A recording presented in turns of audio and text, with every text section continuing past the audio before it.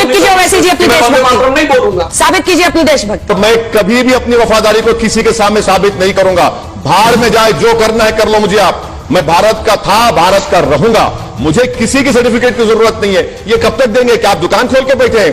आप नेशनलिज्म के सर्टिफिकेट देंगे, कांग्रेस सेकुलरिज्म का देगी? भाई साहब, ये दुकान मत चलाइए, देश चलाइए। दिल्ली के बाहर किसान तड़प रहा है सर्दी में, क्यों किसान आया है? आपको कोई हिम्मत नहीं है किसानों के मसाइल को हल करने के लिए। आप देश के किसानों को बर्बाद करना चाह रहे हैं और असदुद्दीन ओवैसी से कह रहे हैं अपनी साबित करो। मैं हरगिज नहीं साबित करूंगा, ना मुझे जरूरत है। आप आज जब आप कहते हैं पुराना हैदराबाद में हमें, ओल्ड हैदराबाद में हमें सर्जिकल स्ट्राइक करने की जरूरत है, आप जिन्ना से तुलना कर रहे हैं अभी भी बैठकर ओवैसी की, तो क्या हम माने कि ये पाकिस्तान का हिस्सा है, इस देश में नहीं? आपसे कह दिया, अगर इन्होंने कहा कि मौलाना आजाद की तरह है तो फिर वंदे मातरम सरस्वती वंदना से एतराज नहीं होना चाहिए। अगर एतराज है तो ये सबसे पहले जिम्मा। अरे मैडम, मैं जिंदगी में जब यहां से चला भी जाऊंगा ना, तो मेरे आने वाली 10 नस्लों को ये पूछते रहेंगे अपनी देशभक्ति साबित करो। भाड़ में जाए। मैं इन लोगों के देशभक्ति का सर्टिफिकेट लेने का मोहताज नहीं हूं। मैं जूती पर रखता हूं इनकी देशभक्ति के सर्टिफिकेट को। मैं भारत का वफादार हूं और रहूंगा इंशाअल्लाह ताला। अब रहा सवाल कि ये मुसलमान जिन्ना, सुधांशु जी ये बताइए कि क्या कितने मुसलमानों ने वोट दिया था मुस्लिम लीग को? क्या यूनिवर्सल सफरेज था जब कि हर कोई मुसलमान वोट दे सकता था? वोट डालने का मियार था जो जमींदार थे, जो नवाब थे, जिनके पास इतनी आमदनी का हिस्सा था।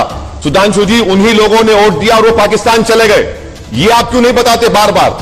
ये आप हिस्ट्री को आधा चाप लेते हैं और आधा बताते हैं। अगर मुसलमानों को इख्तियार होता तो कोई साथ नहीं देता था जीना का, जब वोट डालने का इख्तियार ही नहीं था। मुझे आपसे सिर्फ इतना ही कहना है कि जब आप किसी मुसलमान को देखते हैं तो आप अपनी सोच को बदलिए। और भारत के संविधान में फ्रीडम ऑफ एक्सप्रेशन है मेरे पास, और आप यकीनन अपने मजहब पर चलिए, सरस्वती वंदना पढ़िए, वंदे मातरम पढ़िए, मगर आप इस बात को समझिए कि किसी को आप फोर्स नहीं कर सकते। जहां पर नेशनल एंथम का मामला आएगा हम खड़े रहेंगे। जहां पर मेरे बाजू अगर कोई खड़े होकर बोलेगा भारत माता, मैं उसकी इज्जत करूंगा। जहां पर मेरे साथ कोई खड़े होकर बोलेगा वंदे मातरम पढ़ूंगा, मैं बराबर खड़े रहूंगा।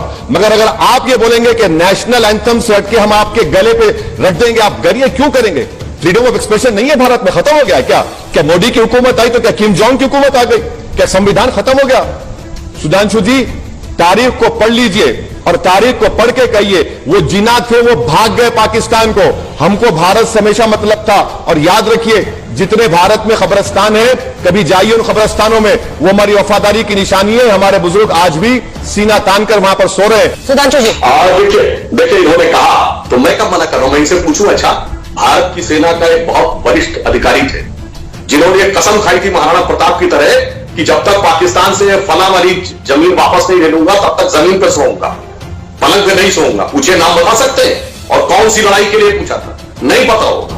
अरे सुधांशु जी, एक बात सुनिए, एक बात सुनिए सुधांशु जी, एक बात सुनिए। राणा प्रताप की तारीख आप बता रहे हैं। अरे भाई, बाबर को किसने बुलाया था?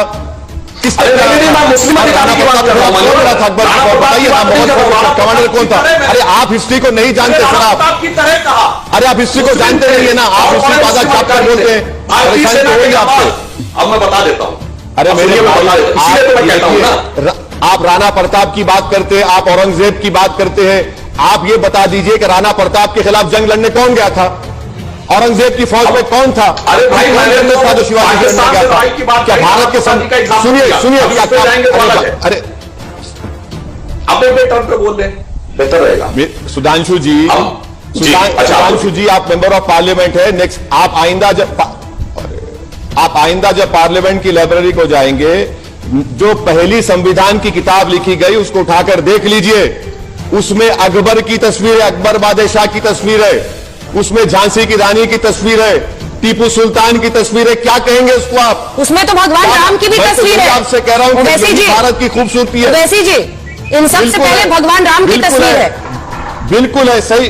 पर जय श्री राम बोलने पर आपको भी लगता है कि ये सारे कम्युनल है? तस्वीर है, जय श्री राम बोलने वाले कम्युनल है, बीजेपी के वोटर्स कम्युनल है, ये भावना आप भी स्प्रेड करते हैं। आप मेरी एक स्पीच दिखा दीजिए जहां पर मैंने इस तरह की बात कही। बताइए, आप पहले स्पीच चलाइए मेरी। अभी आप मेरी एक स्पीच चलाइए जहां पर आप जो कह रहे मैंने कहा इस बात को। मैं तो आप तमाम को बता रहा हूं कि भारत की पहली संविधान की किताब में तमाम चीजें हैं। तो राम की तस्वीर है, सीता की तस्वीर है, गुरु नानक की तस्वीर है, टीपू सुल्तान सबकी है। तो यही तो खूबसूरती है भारत की। जो बीजेपी कहते हैं कि सर्जिकल स्ट्राइक करेंगे, भारत की पहली सरकार है जो भारत के एक इलाके पर सर्जिकल स्ट्राइक करती है। भारत के 22 शहरियों को पाकिस्तानी, रोहिंग्या, अफगानी कहती है, और अरे आपका होम मिनिस्टर MOS एक सेकंड, लेकिन वैसी चीज सुनिए ना, खूबसूरती तो उस अंदाज में भी है ना जिसका इस्तेमाल आप करते हैं। आपने ये नहीं कहा कि BJP as a political party बर्बाद हो जाएगी लेकिन हैदराबाद का नाम नहीं बदल पाएगी। आपने कौन से शब्द इस्तेमाल किए? इनकी नस्लें बर्बाद हो जाएंगी लेकिन ये हैदराबाद को भाग्यनगर नहीं कहेंगे। आप भी जिस अंदाज में बोलते हैं, आप भी एक संदेश देते हैं ना। इंशाल्लाह इनकी नस्लें खत्म हो जाएंगी। अरे पार्टी की नस्लें थोड़ी होती है सर। हैदराबाद का नाम हैदराबाद रहेगा। पार्टी की नस्लें थोड़ी होती है। असदुद्दीन ओवैसी भी खत्म हो जाएगा। असदुद्दीन ओवैसी बिल्कुल, असदुद्दीन ओवैसी भी खत्म हो जाएगा, मगर हैदराबाद का नाम हैदराबाद रहेगा।